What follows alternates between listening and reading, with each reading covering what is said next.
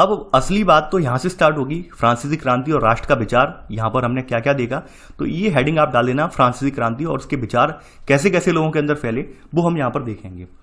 देखिए सबसे बड़ी बात, पहला पॉइंट आप यहां पर बताया गया है कि राष्ट्रवाद की जो सबसे पहली अभिव्यक्ति कहां पर आपको देखने को मिली यूरोप में, वो देखने को मिली 1789 की फ्रांसीसी क्रांति में। सबसे पहले यहीं से स्टार्ट हुआ यूरोप में, और कहीं भी स्टार्ट नहीं हुआ। और यहां पर फ्रांसीसी क्रांति जो हुई, फ्रांसीसी क्रांति से बहुत सारे बदलाव भी आए। उन बदलाव में क्या हुआ कि जो राजनीतिक सत्ता थी वो अब प्रजातंत्र से निकलकर, राजतंत्र से निकलकर नागरिकों की ओर हस्तांतरित हो गई। यानी अब नागरिक जो, यानी कि अब जो देश के अंदर रहने वाले लोग हैं वो किसी की प्रजा नहीं रह गए, बल्कि अब सिटीजन बन चुके हैं, नागरिक बन चुके हैं। तो आप यहां पर लिखेंगे यहां पे सब पॉइंट कि फ्रांसीसी क्रांति से जो राजनीतिक और संवैधानिक बदलाव हुए, उनसे प्रभुसत्ता राजतंत्र से निकलकर फ्रांसीसी नागरिकों के समूह में हस्तांतरित हो गई। ये सब पॉइंट आप लिख लेना। अब देखिए आपको पता होगा थोड़ा सा, अगर याद है तो बेटर है, नहीं याद है तो कोई बात नहीं, मैं याद दिला देता हूं आपको। यहां पर जो फ्रांस के लोग थे, तो यहां पर फ्रांस के लोगों ने कुछ चीजें यहां पर अपनी बताई थी। जैसे बताया गया था यहां पर, आपने देखा होगा कि अपने देश के लिए पितृभूमि जैसे विचार थे, ला पार्ट जो है ला पेट्री, ला सिटोयन, ठीक है, ये विचार थे। तो ऐसे विचारों से क्या हुआ, एक संविधान निर्माण के लिए ये प्रेरित हुए हैं। तो यहां पर आप इसमें पहले का सेकंड सब पॉइंट यहां पे लिखेंगे। यहां पर पहले का सेकंड सब पॉइंट मत, सेकंड पॉइंट कर लेना यहां पर कि पितृभूमि यानी कि ला पेट्री और नागरिक ना सिटोयन, जिसे हम सिटीजन कहते हैं अपनी भाषा में, जैसे विचारों ने एक संयुक्त समुदाय के विचार पर बल दिया, जिसे एक संविधान के अंतर्गत समान अधिकार प्राप्त थे। यानी कि ऐसे करके यहां पे फ्रांस में एक संवैधानिक की नींव रखी गई है। तो यहां पर आपने नोट कर लिया होगा। और इसके जरिए फिर क्या किया, इन्होंने अपना एक नया झंडा चुनाया, नया फ्रांसीसी झंडा इन्होंने चुना। और पहले वाले जो राष्ट्र ध्वज था, राजध्वज था, यानी किसी राजा का ध्वज था, उसकी जगह इसने ले ली। तो यहां पर आप लिख लेना आप इसका सब पॉइंट कि एक नया फ्रांसीसी झंडा तिरंगा चुना गया, जिसने पहले के राजध्वज यानी कि राजा का जो ध्वज था उसकी जगह ले ली। ठीक है, इसके अलावा यहां पर जो पहले स्टेट जनरल हुआ करती थी, जहां पर राजा का शासन चलता था, राजा की बैठक होती थी, उसका नाम बदलकर बाद में नेशनल असेंबली कर दिया गया। ठीक है, ये डिटेल में हम नहीं पढ़ेंगे क्योंकि हम फ्रांसीसी क्रांति के बारे में सारे तथ्य लिख चुके हैं। कुछ चुनिंदा पॉइंट है, उन्हें हमें रिपीट इसलिए करना पड़ रहा है ताकि इस चैप्टर की स्टार्टिंग में जब आप पढ़ें तो भूमिका क्लियर हो जाए। तो अब यहां पर क्या था कि अब अपने भूभाग में रहने वाले जितने भी यहां पर नागरिक थे, उनके लिए समान कानून बनाए गए। देखिए समान कानून तो बनाए गए, लेकिन कुछ अपवाद यहां पर भी थे। स्टार्टिंग में यहां पर जैसे वोटिंग वाला अधिकार है, वोटिंग वाला अधिकार यहां का सबसे विवादास्पद रहा था। यानी जिन जिन राजनेताओं ने वहां पर वोटिंग का अधिकार बनाया था, यानी मत देने का अधिकार बनाया था, तो स्टार्टिंग में मत देने का अधिकार केवल और केवल जो जैकोबिन क्लब के यहां पर संपन्न लोग थे, धनाढ़ लोग थे, उन्हीं को अधिकार था। कुछ वर्षों के उपरांत जो है अधिकार जो था वो अन्य लोगों को भी दे दिया गया, लेकिन महिलाओं को फिर भी वंचित रखा गया। महिलाओं के अधिकारों के लिए एक महिला थी, तो उस महिला ने यहाँ पर एक लंबी लड़ाई लड़ी है, महिला यानी कि वोटिंग के अधिकार के लिए। उस महिला का नाम था ओलंप दे गूंज। तो उसने एक लंबी लड़ाई भी लड़ी है महिलाओं की वोटिंग के अधिकार के लिए। तो ऐसा नहीं है कि समान कानून बनाए गए, समान कानून में सबको समान अधिकार दे दिए गए, ऐसा अभी इतनी जल्दी पॉसिबल यहाँ पे नहीं हुआ था। यहाँ पे शुरुआत हुई थी संविधान बनाने की, लेकिन फिर भी उसमें कुछ ना कुछ भेदभाव रखा था। यानी हमारे यहाँ भी ऐसा ही आपने देखने को मिलेगा कि हमारे यहाँ भी शुरुआत में क्या था, वोटिंग वाला जो सिस्टम था, तो वोटिंग में सभी लोग हिस्सा नहीं लेते थे, केवल कुछ चुनिंदा लोग हिस्सा लेते थे। तो ऐसे करके बाद में जो है महिलाओं को अधिकार भी हमारे यहाँ दे दिया गया है। तो वही सिस्टम यहाँ पर भी था। यहाँ पे शुरुआत में सभी को अधिकार वोटिंग का नहीं था, केवल जो धनाढ़ संपन्न लोग थे वही वोट देते थे। गरीब तबके के लोग या वयस्क 25 साल से नीचे वाले लोग यहाँ पर नहीं देते थे। तो वो सब बातें यहाँ पर हम आप अगर देखना चाहें तो आपको फ्रांसीसी क्रांति वाली चैप्टर में पढ़ने को आपको मिल जाएंगी। यहाँ पर मैंने केवल जिक्र किया है आपके माइंड में। तो यहाँ पर आपने सेकंड का सेकंड सब पॉइंट ये नोट कर लिया होगा। आगे बढ़ते हैं यहाँ पर।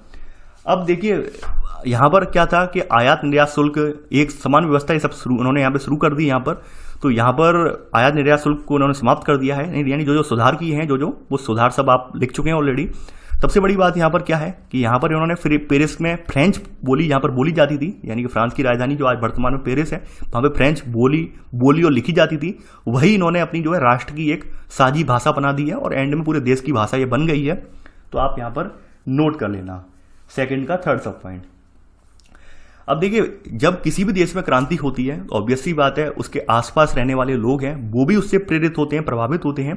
तो जब एक नया जोश, एक नया जो है यहाँ पे कह सकते हैं एक जुनून फ्रांस के लोगों में आया, फ्रांस के राजनेताओं में आया, तो उन्हें लगने लगा कि भाई हम अब आज़ाद हुए हैं तो हम अपने अड़ोसी पड़ोसी देशों को भी आज़ाद करवाएंगे। तो शुरुआत में इन्होंने घोषणा की है थर्ड पॉइंट। तो थर्ड पॉइंट में लिख लेना, फ्रांसीसी क्रांतिकारियों ने घोषणा की कि वह यूरोप के लोगों को निरंकुश, ऐसा राजा जिसका अपने शासन पर कोई अंकुश ना हो या फिर बिल्कुल सेना के दम पर शासन चला रहा हो, तो निरंकुश शासकों के शासन से मुक्त कराएंगे। तो यहां पर आप थर्ड पॉइंट देख लेना कि इन्होंने घोषणा की कि वह यूरोप के लोगों को निरंकुश शासकों से मुक्त कराएंगे। ठीक है, यानी इन्होंने फ्रांसीसी क्रांतिकारियों ने ये घोषणा भी कर दी है कि भाई जो यूरोप में जो भी यहाँ पे और भी देश हैं, तो वहां पर जो जो निरंकुश शासक तैनात हैं हमारे यहाँ देश की तरह हमारे यहाँ जैसे लुई 16वां निरंकुश शासक था, तो वैसे शासक जो तैनात हैं, तो उनको हम यहाँ पर उन देशों को जो है उन शासकों से आज़ाद करवाएंगे। तो जैसे ही ये खबर जो है अन्य देशों में लगी है, अन्य देशों में पहुंची है, तो वैसे ही वहां पर एक नई प्रतिक्रिया देखने को मिली है। तो जब फ्रांस की घटनाओं की खबर यूरोप के विभिन्न शहरों में पहुंची, तो छात्र, शिक्षित मध्य वर्गों के अन्य सदस्य जैकोबिन क्लबों की स्थापना करने लगे। अब देखिए जैकोबिन क्लब यहां पर आया है, जैकोबिन क्लब के बारे में आप जानते होंगे। देखिए 1791 की बात है। यहाँ पर जो राजनेता वगैरह थे उनको 1791 में जहाँ पर संविधान जब बना था इनके देश में, तो वहाँ पर एक जैकब नाम की जगह थी जहाँ पर अपनी सभाएं वगैरह करते थे, राजनीतिक चर्चाएं वगैरह करते थे। तो उसमें सभा वगैरह में शामिल होने वाले लोगों को जैकोबिन क्लब का नाम दे दिया गया। और यहाँ पर इनके मुख्य नेता जो थे उस समय वो थे मैक्समिलियन रॉबेस्पियर। रॉबेस्पियर का नाम आपने सुना होगा, वहां पर मैंने बताया भी था। तो मैक्समिलियन रॉबेस्पियर इनके नेता थे जैकोबिन क्लब के। ठीक है, तो यहां पर जैकोबिन क्लब वहां पर एक तरह से कह सकते हैं, यानी संविधान का प्रतीक मान सकते हैं या फिर लोकतंत्र का प्रतीक मान सकते हैं। तो ये क्या था कि जैसे ये घटना, इनकी जो खबर है फ्रांस वाले लोगों, फ्रांस के क्रांतिकारियों ने जैसे ही कहा है कि भाई हम आपके देशों को भी आज़ाद करवाएंगे, तो लोगों ने यही प्लानिंग कर ली कि जैसे फ्रांस में पद्धति चलती है कि वहाँ पर जो राजनेता वगैरह हैं या फिर जो जो देश को चलाने वाले लोग हैं वो सब जैकोबिन क्लब में जाकर चर्चा करते हैं। तो जैकोबिन क्लबों को हम अपने यहाँ भी स्थापित करेंगे ताकि हमारे यहाँ के लोग भी देश में लोकतंत्र स्थापित करवाने के लिए, संवैधानिक तंत्र स्थापित करवाने के लिए यहाँ पर चर्चा कर सकें। तो ऐसे करके ये सब चीज़ें होने लगी। जब ये होने लगी तो फिर क्या हुआ कि धीरे धीरे करके जो क्रांतिकारी थे, फ्रेंच क्रांतिकारी, तो ये फ्रेंच क्रांतिकारी, यानी कि फ्रेंच क्रांतिकारी का मतलब ये था कि भाई उस समय फ्रांस में जो है यहाँ पर लोकतंत्र स्थापित हो गया था। तो लोकतंत्र स्थापित होने की वजह से आर्मी वगैरह जो कुछ प्रशासन नियंत्रण जो था वो के नेताओं के हाथ में आ गया था, यानी कि जो संविधानिक जो आपके लोकतांत्रिक नेता थे उनके हाथों में आ गया था। तो उन्होंने क्या किया था, क्रांतिकारी युद्धों के साथ ये इन्होंने जो है अपनी सेनाएं वगैरह जो थी राष्ट्रवाद के विचारों के साथ विदेशों में भेज दी। विदेशों में क्यों भेजी? भेजने का उद्देश्य ये था कि अन्य देशों को भी राजाओं के निरंकुश शासन से आजाद करवाएंगे। अब देखिए यहाँ पर एक छोटा सा सोचने वाली बात है, बहुत छोटी सोचने वाली बात है। ऑब्वियस सी बात है कि कोई, मान लीजिए कोई देश, ठीक है, मान लीजिए कोई एक देश फ्रांस है, हम फ्रांस का एग्जाम्पल ले रहे हैं। फ्रांस दूसरे देशों में सेनाएं भेज रहा है, अपनी सेनाएं इसलिए भेज रहा है कि भाई वहाँ के लोगों को आजाद करवाया जा सके निरंकुश राजा के शासन से। अब ऑब्वियस सी बात है, जब ये फ्रांस वहाँ के राजा को गद्दी से हटाने की पावर रखता है, तो ये क्यों चाहेगा कि भाई ये राजा हटने के बाद ये लोग स्वतंत्र हो जाएं और अपना लोकतंत्र स्थापित करें? ये भी तो चाहेगा कि भाई हमारा शासन यहाँ पे स्थापित हो जाए। और वही एंड में हुआ। शुरुआत में जब जोर शोर से इनके विचारों से लोग प्रभावित तो थे, लेकिन धीरे धीरे करके क्या हुआ कि फ्रांस के जो राजा, जो फ्रांस के शासक जो थे, यानी कि जो भी संवैधानिक शासक वहां पर थे, उनकी नीतियां एकदम पलट गईं। उन्होंने फिर कहा नहीं, अब हम सेना भेजकर अब राजा को हटा सकते हैं, तो वो हम क्षेत्र अपने नियंत्रण में लेंगे। और वही यहाँ पर हुआ। तो जब ऐसी नीतियां जब इनकी हो गई, फिर लोगों ने धीरे धीरे करके लोगों के अंदर एक गुस्सा, एक विरोध फ्रांस के प्रति स्टार्ट हो गया। ठीक है, यानी आप समझ रहे होंगे कि यानी कि वही बात यहाँ पे निकल के आई। जब फ्रांस किसी राजा को हटा सकता है तो ऑब्वियस सी बात है, राजा को हटाने के बाद यानी कि वो उस देश के नागरिकों को तो के हवाले थोड़ी ना करेगा, वहाँ के लोकतंत्र को, वो यही कोशिश करेगा कि वो देश हमारे अधीन हो जाए। तो वही मंशा इनकी समझ में आने लगी लोगों को। धीरे धीरे करके लोग जो थे वो अब यहाँ पर इनकी मंशाओं से समझने लगे और धीरे धीरे करके लोग इनसे जो है इनसे विमुख होने लगे। ठीक है, अब उसी दौरान यहाँ पर थोड़ा सा तख्ता पलटता है फ्रांस में। आपने पढ़ा भी होगा कि फ्रांस में फिर से, यानी कि फ्रांस में अगर कहा जाए कि जो रोबेस्पियर थे, रोबेस्पियर के शासन के बाद फिर से यहाँ पर एक समय ऐसा आया जब यहाँ पर फिर से संवैधानिक तंत्र को बिल्कुल ध्वस्त कर दिया गया और राजतंत्र पुनः स्थापित कर दिया गया। और ऐसा करने वाला व्यक्ति कौन था? वो था नेपोलियन बोनापार्ट। इसका नाम आपने सुना होगा कि यहाँ पर नेपोलियन बोनापार्ट की एंट्री हो जाती है। और नेपोलियन बोनापार्ट ने सन 1804 ईस्वी में खुद को फ्रांस का जो है सम्राट घोषित कर दिया है। और ऐसे करके यहाँ पे संवैधानिक तंत्र फिर से नष्ट हो गया है। तो इसने क्या किया है कि जो पहले यहाँ के संवैधानिक जो शासक थे, संवैधानिक के अनुरूप चुने हुए नेता थे, जिनकी जो नीतियां थी कि दूसरे देशों को हम वहां से राजतंत्र को हटाएंगे और वहां पर ऐसे ही लोकतंत्र स्थापित करवा के उन्हें अपने अधीन लेंगे, इसने वो नीतियों को आगे बढ़ा दिया है। अब इसने ये किया है कि जब हम यहाँ पे राजा बन गए हैं फ्रांस के, तो हम ये करेंगे, हम अन्य देशों पर आक्रमण करेंगे और उन्हें अपने अधीन करेंगे। यानी उसने वही नीतियों को आगे बढ़ा दिया है। तो यहाँ पर अब आप यहाँ पर नोट करेंगे, यहाँ पर अब देखिए, यहाँ पर आपने ये तो नोट कर लिया होगा थर्ड का सब पॉइंट, ठीक है। यहां तक तो सेकंड सब पॉइंट यहां पे नोट कर लिया होगा आपने। आगे बढ़ते हैं, चौथा पॉइंट यहां पे अब आप लिखेंगे, फ्रांस में राजतंत्र वापस लाकर नेपोलियन ने निसंदेह यानी आप लिखेंगे फ्रांस में राजतंत्र लाकर नेपोलियन ने वहां प्रजातंत्र को नष्ट कर दिया, मगर प्रशासनिक क्षेत्र में उसने क्रांतिकारी सिद्धांतों का समावेश किया। लेकिन उसने जो प्रशासनिक नियंत्रण में कुछ चीजें जो थी उसमें परिवर्तन किया और उन्हें अब पहले जैसा नहीं रखा। पहले जो राजा होते थे निरंकुश टाइप के, वो परिवर्तन उसने कर दिए, कुछ नए यहाँ पे नई चीजों का समावेश किया, ताकि लोगों की जो आस्था थी, पहले जो राजा के प्रति लोगों का विमुख हुए थे राजा से, तो अब वो लोगों की आस्था राजा में फिर से जागृत हो जाए, तो उसने कुछ ऐसे परिवर्तन किए। तो यहाँ पर क्या परिवर्तन किए हैं वो भी हम देख लेते हैं। सबसे पहले 1804 में इसने एक नागरिक संहिता बनाई है, यानी कि कह सकते हैं नागरिकों के लिए एक नया नियम कानून, जिसे आमतौर पर नेपोलियन की संहिता के नाम से भी जाना जाता है। तो इसने जो जन्म पर आधारित विशेषाधिकार मिले हुए थे उन्हें समाप्त कर दिया। जन्म पर आधारित विशेषाधिकार का मतलब ये है कि पहले का जो समाज था एस्टेट्स में डिवाइड था, यानी कि मान लीजिए पादरी के घर में जन्मा बच्चा पादरी बनेगा, या फिर कुलीन वर्ग में जन्मा बच्चा कुलीन वर्ग का ही बनेगा। उसने ऐसे विशेषाधिकार जो थे वो खत्म कर दिए। जैसे हमारे यहाँ नहीं है, जाति व्यवस्था के आधार पर अपर कास्ट में कोई पैदा हो रहा है तो अपर कास्ट का ही रहेगा, लोअर कास्ट में कोई पैदा हो रहा है तो लोअर कास्ट का ही रहेगा। अब इसने वो चीज़ खत्म कर दी। इसने कहा नहीं, अब ऐसा नहीं है, अब आदमी जो कर्म करेगा उसके अकॉर्डिंग उसका स्थान डिसाइड होगा कि वो क्या बनेगा। यानी ये पादरी वर्ग में पादरी के घर में जन्म ले रहा है तो पादरी नहीं बनेगा, उसको वही अधिकार नहीं दिए जाएंगे। कुलीन वर्ग में जो जन्म ले रहा है तो कुलीन वर्ग वाले अधिकार नहीं दिए जाएंगे।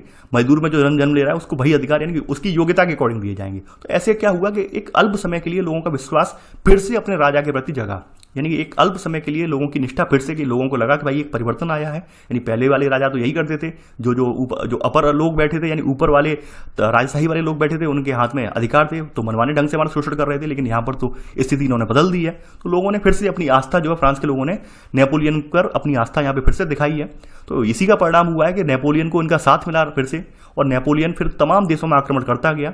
एंड में एक स्थिति ये आई कि नेपोलियन के आक्रमणों की वजह से नेपोलियन की हार भी हुई है, क्योंकि आप समझ सकते हैं कि अन्य देशों में भी एक आक्रोश की ज्वाला भड़क उठी। आक्रोश की ज्वाला भड़कने का रीजन यही था, लोगों ने सोचा तो ये था कि हमारे यहाँ लोकतंत्र स्थापित करवाएंगे फ्रांस वाले, लेकिन हुआ उल्टा, ये तो खुद उन देशों को अपने अधीन करने लगे। तो लोग ऐसे करके कुछ शासक इनसे रुष्ट भी हो गए। रुष्ट होने में ये हुआ नेपोलियन की हार भी होती है। यानी आपको पता होगा कि नेपोलियन 1815 में वाटरलू की लड़ाई में ये नेपोलियन हार गया है। यानी वाटरलू के नाम की एक लड़ाई हुई है, तो वाटरलू की लड़ाई में नेपोलियन जो है ये हार गया है वहां पर, ये हम पहले ही पढ़ चुके हैं। तो अब यहाँ पे चुनिंदा पॉइंट्स हैं, उन्हें हम पहले लिख लेते हैं, ठीक है। तो ये आपने सब पॉइंट लिख लिया होगा, चौथे का पहला सब पॉइंट। आगे बढ़ते हैं यहाँ पर। अब देखिए यहाँ पर थोड़ा सा इसमें लिख ले, यहाँ पर आपने लिख लिया होगा नेपोलियन संहिता के नाम से जानते हैं।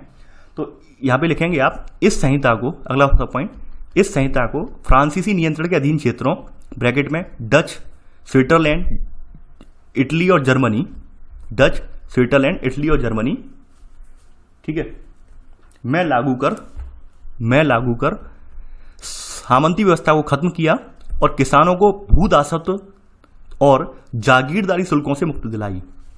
भूदासत्व का मतलब क्या होता है? कृषिदास, यानी कि जो खेती करने वाले दास हैं, खेती करने वाले जो मजदूर हैं जिन्हें दास बना लिया गया है, उनसे मुक्ति दिलाई।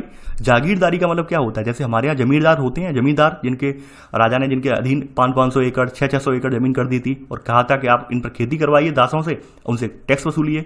तो वही व्यवस्था जहाँ पर भी थी। तो यहाँ पर इन्होंने क्या है, जागीरदारी जो शुल्क लगते थे, जमींदारों की जमीन पर खेती करने वाले शुल्क लगते थे, उनसे इसने जो है मुक्ति दिला दी है इन क्षेत्रों में, ठीक है, जो फ्रांसीसी नियंत्रण के अधीन क्षेत्र थे, डच, स्विट्जरलैंड, इटली और जर्मनी क्षेत्र थे, ठीक है। तो इनसे इन्हें मुक्ति दिलाई है। तो ये आपने लिख लिया होगा चौथे का सेकंड सब पॉइंट। लेकिन सीधा बात यही हुआ कि भाई नेपोलियन, सुधार भी नेपोलियन ने बहुत सारे किए हैं, लेकिन नेपोलियन का वही आक्रमणकारी रवैया था। तो आक्रमणकारी रवैया जब किसी शासक का होता है तो लंबे समय तक लोग संतुष्ट नहीं रहते हैं। देखिए आप ये हमेशा बात याद रखना कि लंबे समय तक लोग एक आक्रमणकारी रवैये के साथ जीवित नहीं रह सकते हैं।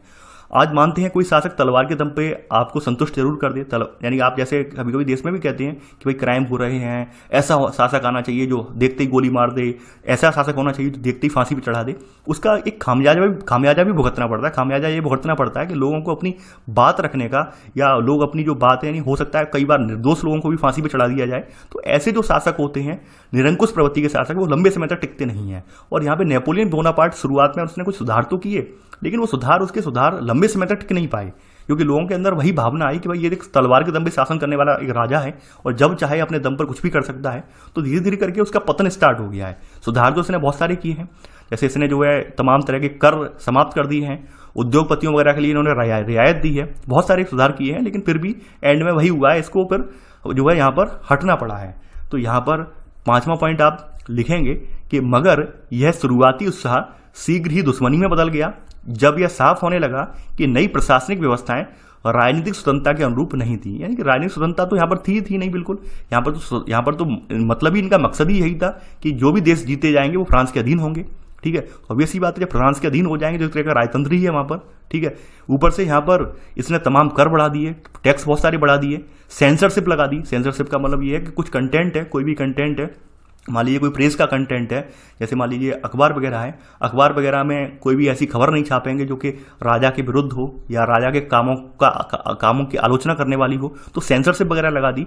और बाकी यूरोप को जीतने के लिए फ्रेंच सेना में जबरन भर्ती, ये सब की, यानी कि बाकी यूरोप को जीतने की इनकी मंशा वगैरह। तो इनसे क्या हुआ, एकदम ये कहीं ना कहीं फायदों से ज्यादा इनके नुकसान लोगों को नजर आने लगे और ऐसे करके इनका पतन होने लगा।